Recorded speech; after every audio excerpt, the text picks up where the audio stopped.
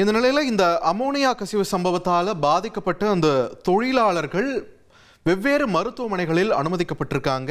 எந்தெந்த மருத்துவமனைகளில் எத்தனை பேர் அனுமதிக்கப்பட்டிருக்காங்க, அவங்களோட நிலை என்ன என்பது குறித்தான தகவல்களோடு இணைகிறார் நமது செய்தியாளர் தாய்மானவன். எந்தெந்த மருத்துவமனைகளில் எத்தனை தொழிலாளர்கள் அனுமதிக்கப்பட்டிருக்காங்க, அவங்களோட நிலை என்ன, விரிவா பதிவு பண்ணுங்க.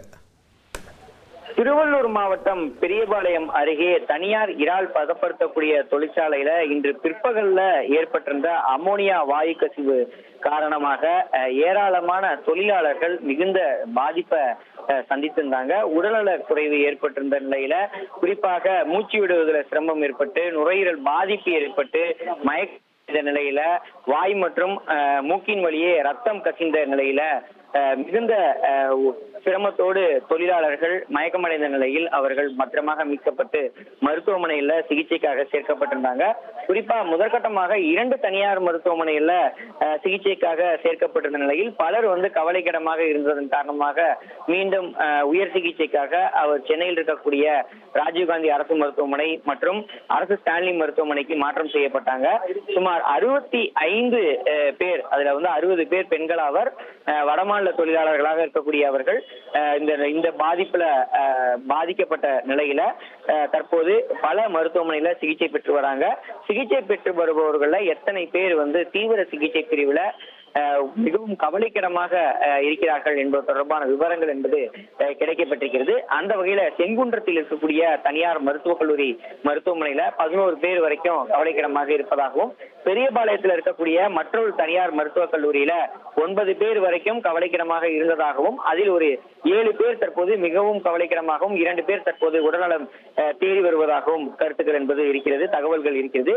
அதே போல அரசு ராஜீவ்காந்தி மருத்துவமனை பொறுத்தமட்டில் 5 பேர் மற்றும் அரசு ஸ்டான்லி மருத்துவமனை பொறுத்தமட்டில் 7 பேர் என கவலைக்கிடமாக இருப்பதாக தகவல்கள் இருக்கின்றன.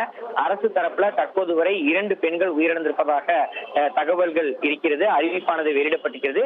இவை தவிர்த்து பிராட்டெட் என்ற முறைப்படி ஒரு சில உயிரிழப்புகள் மேலும் அதிகரிக்க கூடும் என்ற ஒரு அச்சம் என்பது நிலவுகிறது.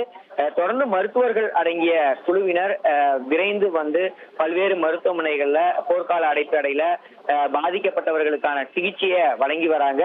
குறிப்பா அமோனியா மிக நீண்ட நேரமாக தங்கள் சுவாச பாதையில சுவாசம் மேற்கொண்டதன் காரணமாக காற்று பாதையில ஏற்பட்டிருந்த வீக்கத்தின் காரணமாக ஆக்சிஜன் சரியாக சுவாசிக்க முடியாமல் பலர் மயக்கம் ஏற்பட்டு ஆக்சிஜன் பற்றாக்குறை ஏற்பட்டு நுரையீரல்ல ரத்தம் கசிந்து பலர் மோசமான நிலையில மருத்துவமனையில சிகிச்சை பெற்று வருவதாக முதற்கட்டமாக தகவல்கள் என்பது கிடைக்கப்பட்டிருக்கிறது.